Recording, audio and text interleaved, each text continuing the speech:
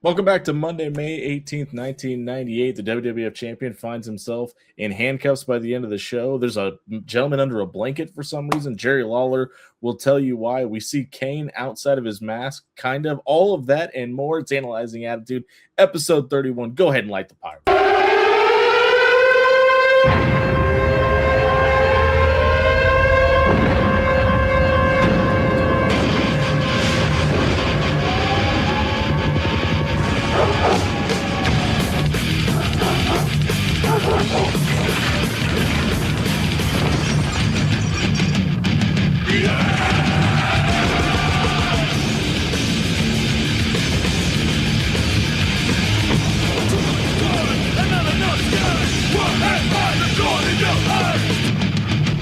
Welcome back to May 18th, 1998. Thank God it's not May 19th. I wouldn't want Kane to come break in here and tombstone me or chokeslam me through my desk and ruin our night. I'm Jimmy Allen. That's the good doctor, Mike Sweeney. Mike, this is a very lull in what's been a very ramped up Monday Night Raw, and this is the middle of the end of the 100-week streak of Nitro, and the NBA playoffs are not doing Nitro any favors on the other channel. Just 1 hour.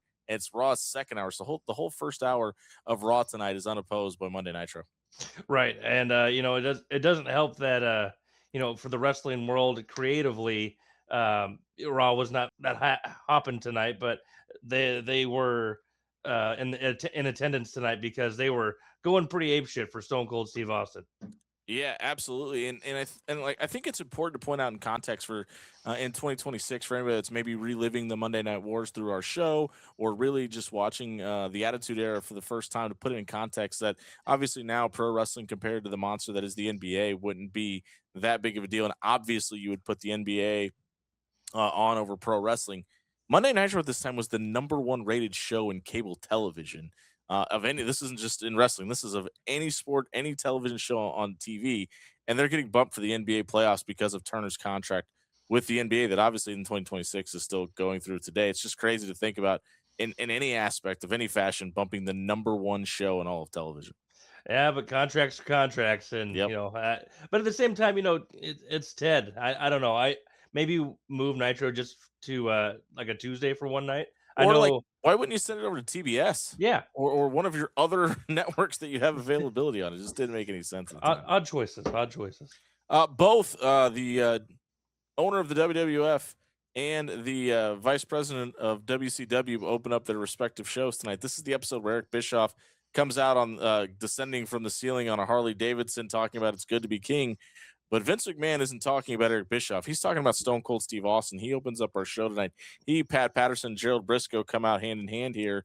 And Vince lets us know that there are rumors going around that Stone Cold Steve Austin suffered a major concussion after taking a clothesline from the owner of the WWF last week. Yeah, it's classic comedic heel shit from Vince. Yeah. It's pretty good stuff, and it's awesome reliving the Stooges too, because they were like, I hated them as a kid, but I still laughed a lot at them. But it's a good time reliving this right now. Well, Vince McMahon, being the owner that he is, the gracious human being that he's known for being, he has barred Stone Cold Steve Austin from the building tonight for his own safety, because we wouldn't want him being hurt anymore by the chairman of the board. That's right, and it's pretty much just setting up for a night-long run-of-the-mill shenanigans between Vince and Austin, and we're getting right to it right now.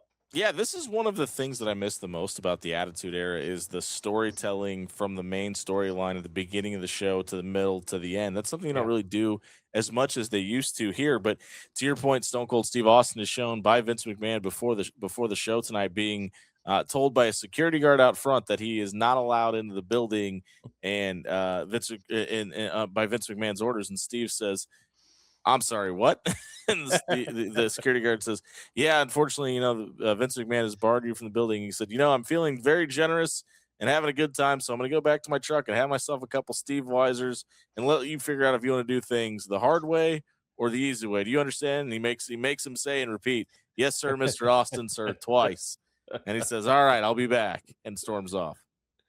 God, isn't Austin interacting with common people just like the best? And that's why this was so great, is like obviously you have The Rock on the other side of things, but like it wasn't just Austin and Rock. I mean, anybody that Stone Cold interacted with, it was just pure gold. Absolutely. And this security guy actually, I was thinking maybe he was a hired on or something, and we'd see him, in the coming weeks because he's a big part of the show.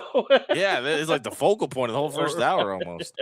But Vince calls out, or Dude Love comes out next to talk to Vince McMahon. He says that he's getting stronger, looking younger, and more handsome. He tells all three guys, Vince McMahon, Pat Patterson, and Gerald Briscoe, that their dreams are going to come true of ringing a bell and counting three in a championship match. And Dude Love's dreams will come true after becoming WWF champion after beating Stone Cold Steve Austin at Over the Edge. And then Vince McMahon calls out Dustin Runnels. Now, remember, Goldust was out last week and he threw all of his gimmick in a barrel and lit it on fire and blamed Vince McMahon for his divorce, his falling out from his father, and basically all of his life problems. And Vince tells him, you can blame me for all your problems all you want. But the fact is that he has a dysfunctional family and has had one for a long time. Now, you got to remember, Virgil, Ted DiBiase's manager's name was Virgil because it was a stab at Dusty Rhodes, whose real name is Virgil, which is why Mhm. coincidentally over on Nitro, his name is Vincent in the NWO. But so there's been this Runnels McMahon feud going on in real life behind the scenes, and this is just kind of it being put on camera here. But he says that if Dustin wants to prove himself, he can fight Dude Love tonight, and if Dustin wins, he could face Stone Cold Steve Austin at Over the Edge for the WWF Championship. But if he loses, he has to work for the WWF for 30 days with no pay. Whew, yeah, I couldn't imagine working 1 hour without pay. That'd be pretty rough. But I was thinking, and this might be quite a stretch here, but do you think Vince was trying to test the waters with Dustin here to see how the fans took to him as like a baby face? Well, sure, because I mean, it's a couple things, right? It's like you've got this guy who's been kind of doing just everything you've really asked him to up until this point, really, when you think about it. Like, I mean, he's done the blackface gimmick. He's done Correct. he's done everything that's been asked of him. So it's probably a way of probably trying to reward him and maybe even asking Dustin, what do you want to do? Because this is the character he was in WCW, and then he just went all in on the Goldust character. Right. And that's what it kind of seemed like. I hate giving Vince a ton of credit because it does seem like he gets, sh- uh, you know, impatient and just drops things. But yeah, I thought it was interesting, but the crowd just does not care. Yeah, you have to wonder how much of that is how much they were into Goldust, right? Like he was a very over character at the time. That's true. But Dustin welcomes the channel and says, let's get started right now. He just punches Mick right in the face. But then the Stooges jump in, the numbers get the best of him, and Goldust is on a bum leg here, which is kind of why they're issuing this challenge in the first place. But Dustin escapes the numbers game and runs up. So we're gonna see Dude Love versus Dustin Runnels at some point in the show. Yeah. I don't know. Just we didn't we just get this like a couple weeks ago with Yeah, and now Goldust? and now we're just doing it again, I Oh, guess. gotcha. Jerry Lawler is backstage before the commercial break, and remember he's attacked by the Undertaker last week because of the comments he made about his mother, and he's got somebody underneath a blanket, and he's trying to get him into the building, and the security guard that you mentioned a minute ago is checking to make sure it's not Stone Cold Steve Austin, which it's not. And then we go to a commercial break, we come back, and Jerry Lawler has misplaced this person, can't find them, and then finds them talking on the telephone and just tells them, we got to hurry up, we got to go. We're going to find out who this person is, and it doesn't make any sense. We'll tell you why in a little bit, but we'll get into all that in a minute. I, Uh, I was trying to wrap my head around it. Like I was like, I'm not gonna look it up and try to spoil it for myself. I'm trying to guess. I was wrong, and who did you uh, think it was? I don't know why. I was like, it has to be a bodyguard. I was thinking draws That's who because I thought it was because we're okay, almost on the LOD yes, 2000 train. Yeah, that's exactly who I thought it was. As well, spoiler alert, it's not draws. right. We get a debut next. It's Val Venus debuting against Too Cold Scorpio, and listen, these vignettes clearly worked. We talked about the Jen and Jameson stuff a couple weeks ago. We're a few weeks removed away from that promo or that excuse me that vignette. He gets a massive reaction when his music hits here. Dude, and honestly, it's kind of I thought about it throughout the show that the Titantrons are a lost art. Like they used to be really cool and Perfect. detailed. Yeah. This one is hilarious. They have hot dogs going into hot dog buns, trains Uh-huh. coming out of tunnels, drills Screws going. being drilled in. Yeah, yeah. Listen, I hate to cut or do any like disservice to this match because it was really good and Yeah. really impactful, but it was pretty obvious of what was going to. I mean, there was a few minor slip ups by Scorpio, but I mean, he had some really cool, innovative moves here. Mhm. And then Val Venus hits his finish, which is a frog splash that is aptly named the money shot, because of course it is. And he picks up the win. But listen, there was the moment between in about the 3 minute, this one went 3 minute 41 seconds, where Val Venus does the Rick Rude esque jiving hips. And I don't know if there's a female in attendance that wasn't on their feet for this. The ladies in attendance were digging this character. Yes, and he becomes a pretty hot act for quite a few years here, and it's okay to borrow from talents, and also he put his little spin on it and added the towel. I mean, that's I guess for his entrance, he did Sure. do it over Scorpio, but man, like you said, Scorpio had some innovative moves that I popped a little bit for that twisting splash where he Yeah, that like almost corkscrew frog splash thing. It was yeah pretty cool. yeah, but yeah, it. Other than that, it's like you knew what was happening. It's Val's time, and we're off and going here. Yeah, and like I said, Val Venus gets the win. Huge pop for the win as well, and even gets kind of a cheer up the ramp as well.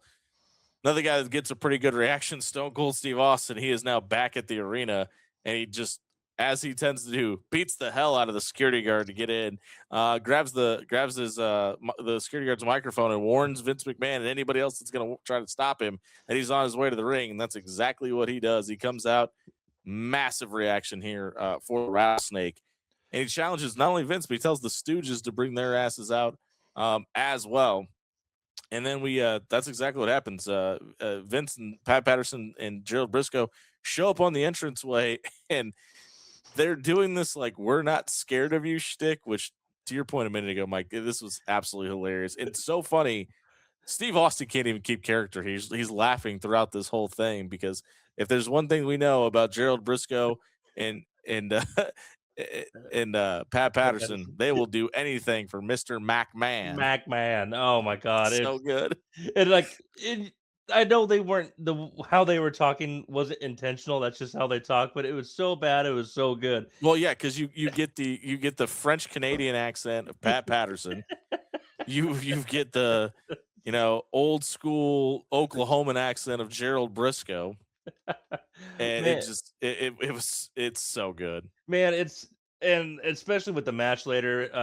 I know we'll talk about it, but Stone Cold with the Briscoes, it's like that cousin that goes and hangs out with his other cousins, but he's 8 years older than those cousins, and they're just always trying to Yeah. wrestle around. Oh my god, it's so awesome. Moving on. We get this back and forth, and Vince says that let me get this right. You want to fight tonight? You want to fight? And Stone Cold Steve Austin says, "Hell, I always want to fight."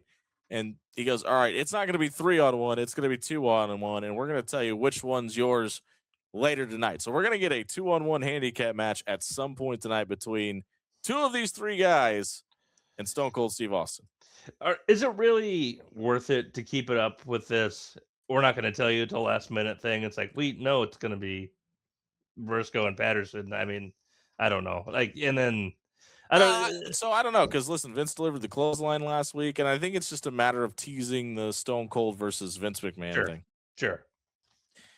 But up next, we get Mark Marrow versus Terry Funk, and Sable comes out first, and she says that she's done and she wants a clean split.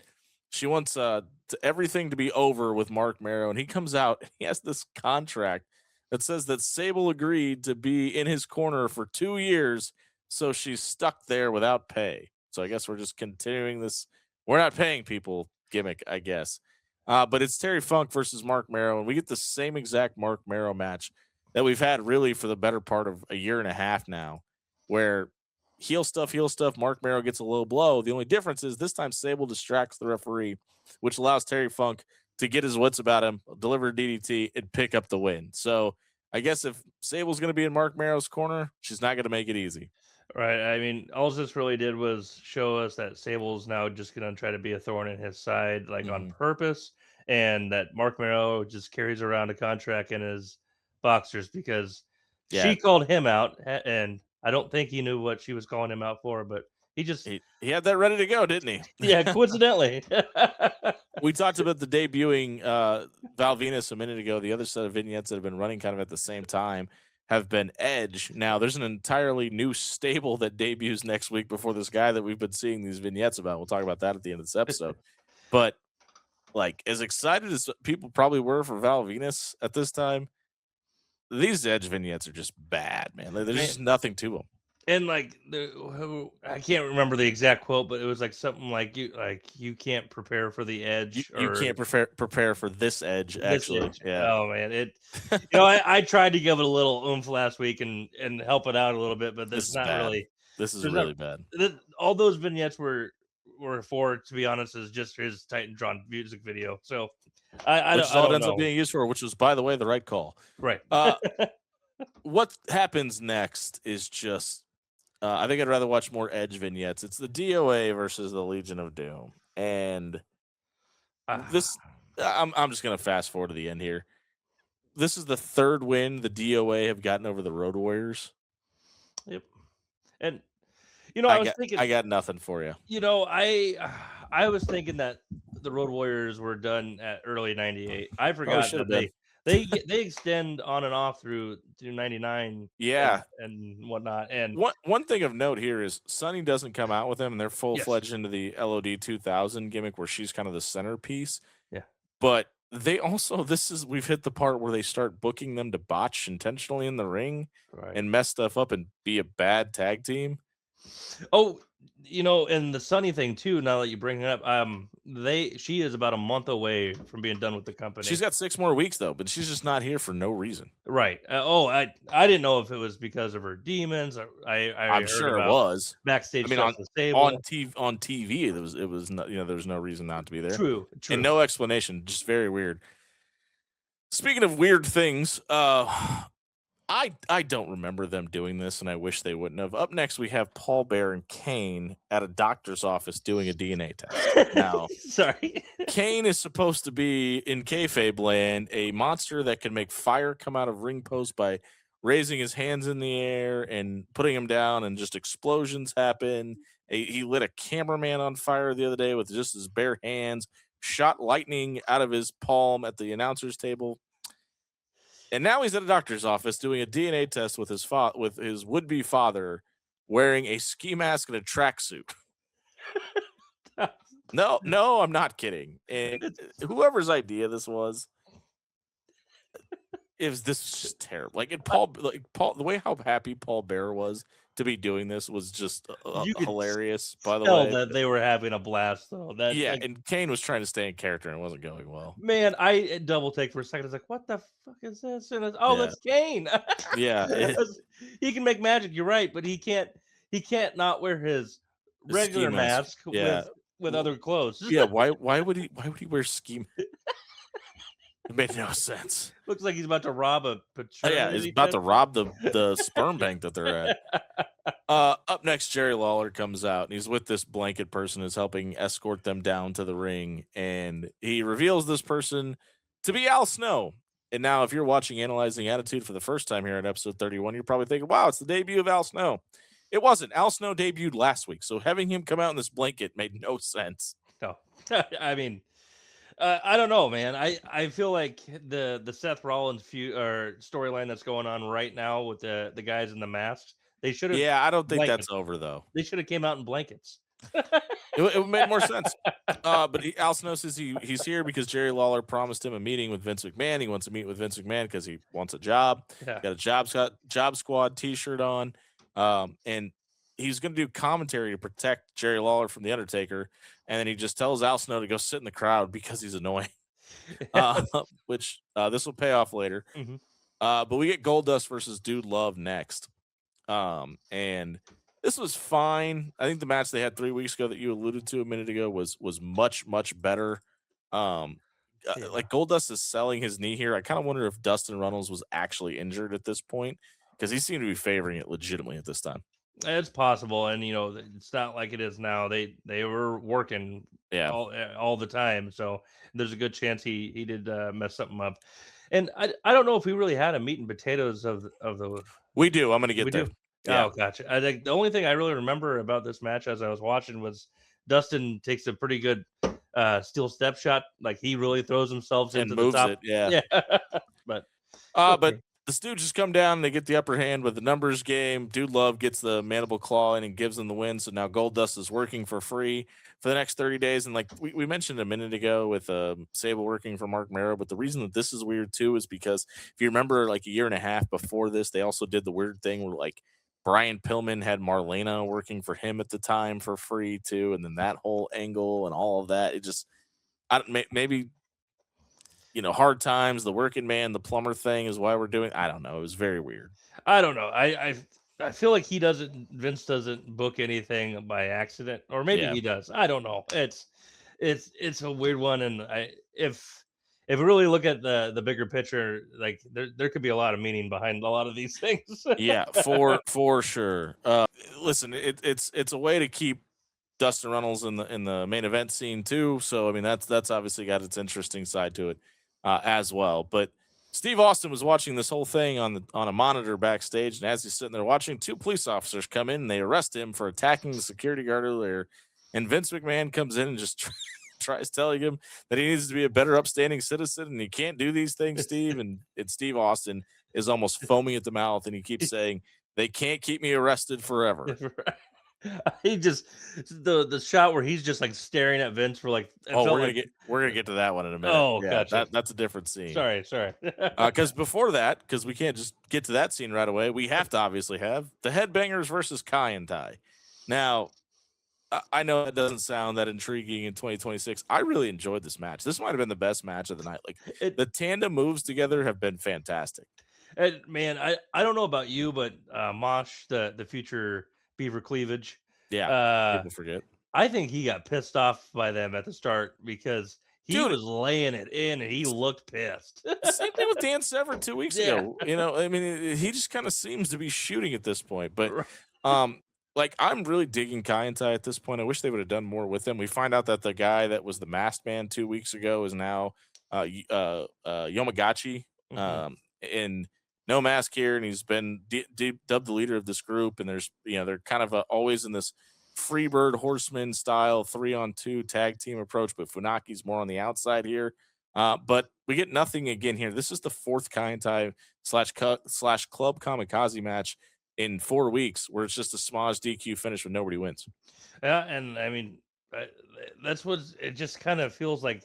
We don't know who we want to push yet, so Smaj, like that just Yeah, seems like the answer to everything. I Although agree. this funny schmoz ending, it seems like to talk. Oh my gosh, Taka Taka Michinoku. and Yeah, Bradshaw got to the ring. There's two Kaientai members in there, and they just can't find them. They look like they're like they're looking searching. right at him. Yeah. So we get a nothing result here to get backstage to Stone Cold Steve Austin, to Mike's point a minute ago, sitting in a car with what appeared to be steam legitimately coming out of his ears. This is one pissed off rattlesnake, and he's caged. And Vince McMahon is just telling him, basically reading him the Miranda rights at this point, and just It, they're just poking the bear while he's in there. it is great, and like Steve Austin didn't have audio or anything, but it's pretty visible. You could hear him say, There's a lot of f bombs here. Yeah. We get back to the sperm bank, and Paul Bear just can't wait to prove to the world that he's Kane's daddy. Okay. "Why do we have to film that?" Why did we have to have two segments Yeah, of it? I don't. And Paul Bear really did get jabbed. Like, Yeah, they actually took his blood. I mean, I guess I you mean, gotta live the gimmick, brother. But right. I don't know um because they don't even announce it there. They, we get a third segment of it. It's yeah. coming. So was Paul Bear apparently. Anyway, um is DX not as good as we remember it being? Man, I was just they don't. It feels This like is just bad. This just promo that they have where they take on the Nation in this tag team match is awful. I'll give that, or at least Billy doesn't really talk, or neither does Chino, so we'll give Yeah. them some slack. But Road Dogg at least kind of hints at his opponent a little bit, whereas X Pac What the and hell was Triple X H, Pac saying? they just What was X Pac even saying? He, I've got game. Billy's got game. Road Dogg's got game. China's got game. Triple H's got game. Was that the big phrase back in the late 90s? I don't Okay, I don't know. And then Triple H for like 6 months straight, nothing really to say. So penis penis joke. reference. Yeah. Yeah, that's it. That's all he's got. It's this is. I mean, I guess it's a little bit humorous to some degree, but not really. And Road Dogg just makes a bunch of references to the point that Triple H has to openly say, "I don't think anybody understood that reference." By the way, he's correct. Nobody did. But I don't know who this was for or Man, what it was supposed to be. I'm But not even lying, and I know this is going to be a really, unpopular opinion. I'm starting to think the '06 DX run was better at this point. Like, not okay, not necessarily run because of popularity, but yeah, but like quality. Like, for as good as these guys were supposed to be on the mic, yeah, you know what I mean? Like, I just don't know. Just leaving a lot to be desired. right. Um, I'm hoping it gets better. I know we have a really controversial segment coming here soon with involving or about the Nation of Domination, but yeah, um, I'm hoping it gets better because, like you said, I was thinking the same thing. It's like this is kind of rotten. yeah, and they've been getting some really big reactions the previous weeks. That was not the case here tonight, No, they were here for one, maybe two people. It seemed like, and they were all in the ring together. yep.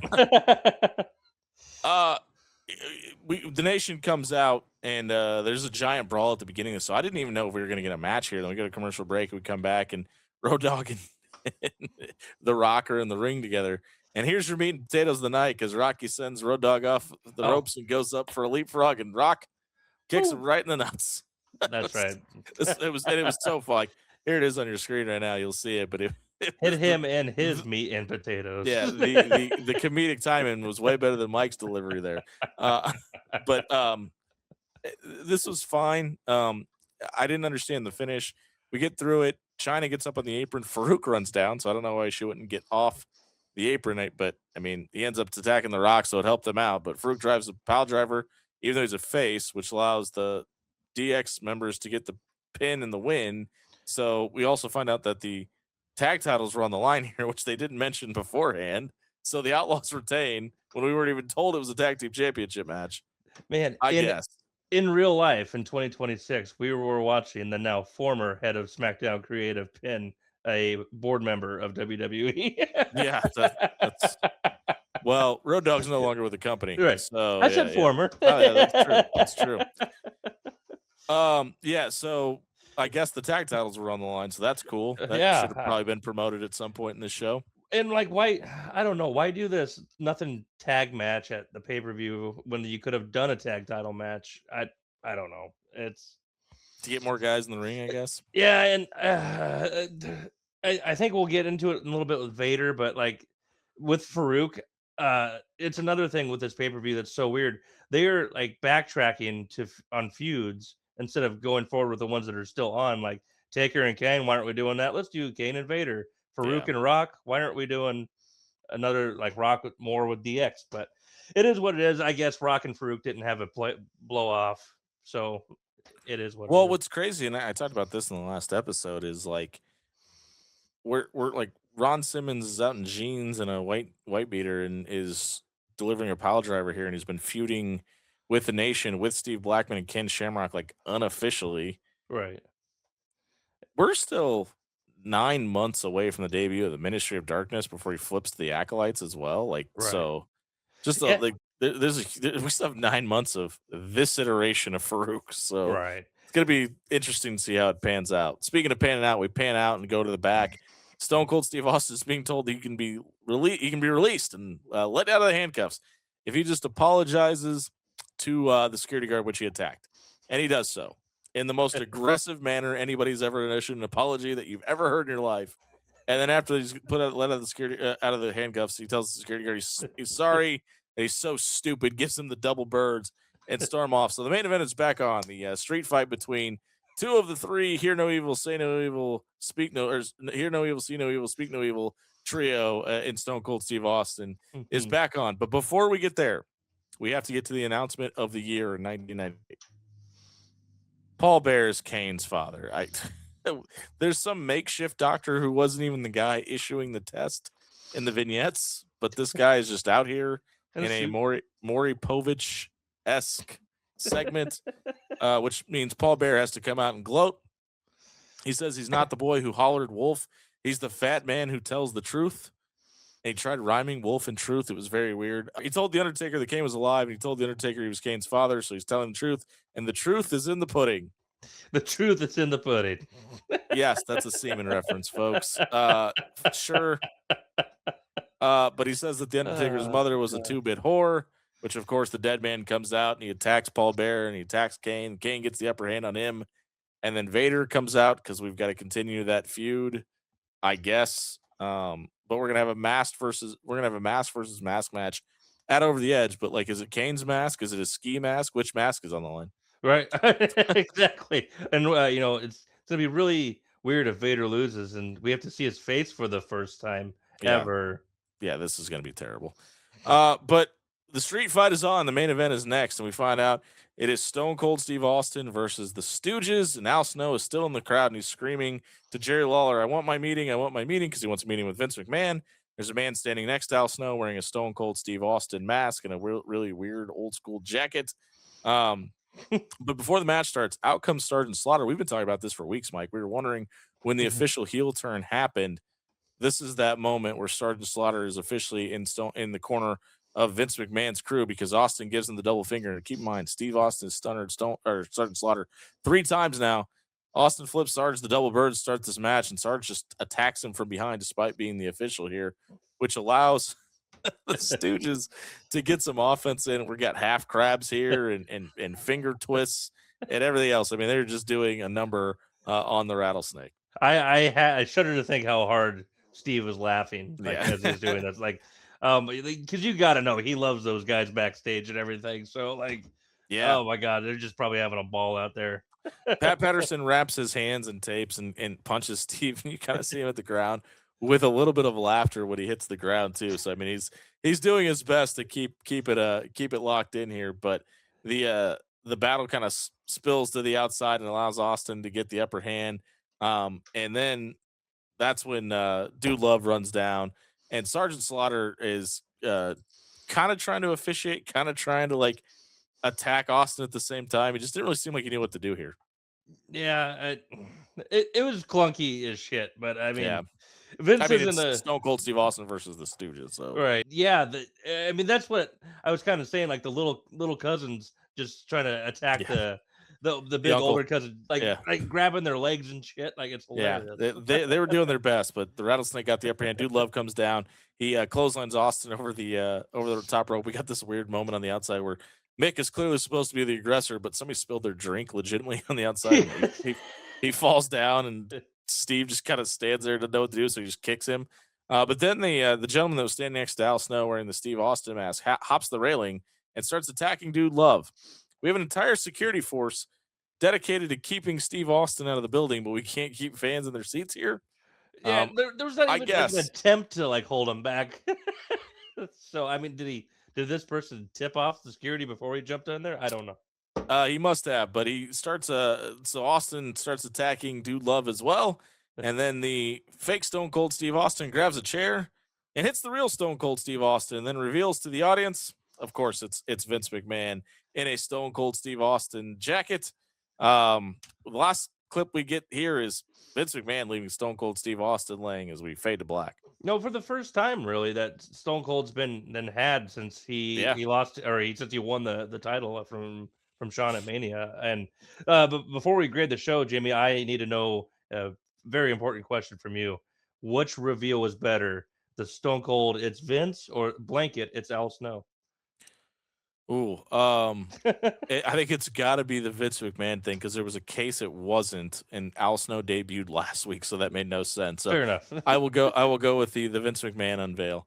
Gotcha. We mentioned this earlier. WCW is only a 1 hour show, and when you break it down in commercial times, it only runs for 43 minutes. 15 of those 43 minutes are dedicated to Eric Bischoff wearing a crown in the middle of the ring on a Harley, stating that he's the king of professional wrestling because he's challenged Vince McMahon, and Vince McMahon didn't show up at Slamboree last week, or excuse me, last night. Yeah. He says he's won 100 weeks in a row. It was actually 97 out of 100, but who cares?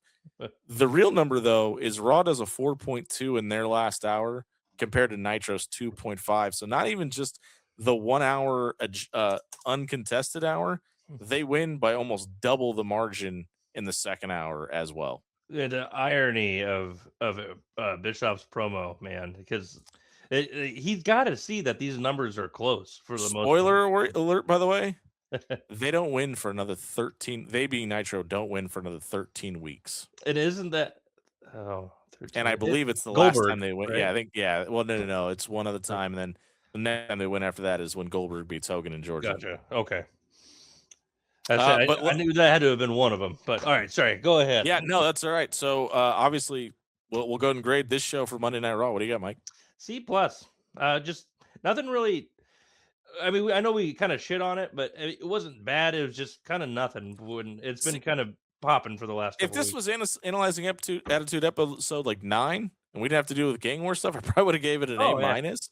But the problem is Raw is kind of a victim of their own success recently, where they've been just great show after great show after great show. The Austin stuff is really good, but everything else kind of left me wanting more. So I'm just going to give it a straight C for tonight. And I mean, obviously we got the go home show and then the pay-per-view coming up next, but yeah, I just, there's so many great debuts, and it's kind of hard to be excited about these shows when we know what's coming. And there, like I said, there's a stable that debuts next week, and unfortunately that means we get the Jackal back for a couple weeks. It's not the Truth Commission, I promise. Right. But we're just this close to the explosion, you know what I mean? And where it just takes off. And obviously we need The Rock and Austin to get back into their feud and all of that before that happens. But I'm really excited for the run up to Survivor Series. Oh, and man, like I honestly just really want to get to King of the Ring, because I feel like from there we're pretty much on all cylinders. Even for the undercard that's lagging, we're really mixing it up with the top dogs and Stone Cold, Foley, Taker, Kane. Like it's going to be a good run here for the rest of the Attitude Era once we weed out this DOA bullshit and other stuff like that. Yeah, and I think we're 2 months away from that as well. So don't forget to stick around for that. If you've missed anything of Analyzing Attitude up until this point, want to watch one of our first 30 episodes, go check it out on the channel. Don't forget to like and subscribe. While you're there, I'm Jimmy Allen. That's Mike Sweeney. Like and subscribe on YouTube. Follow us on all of our socials that you see below. Analyzing Attitude on Twitter, Analyzing Tude on TikTok. We'll see you next time. Thanks for watching. That was just a glimpse into what Analyzing Attitude has to offer. If you liked what you saw here, here's what we suggest next for you. And if you're not down with that, we got 2 words for you. Like and subscribe.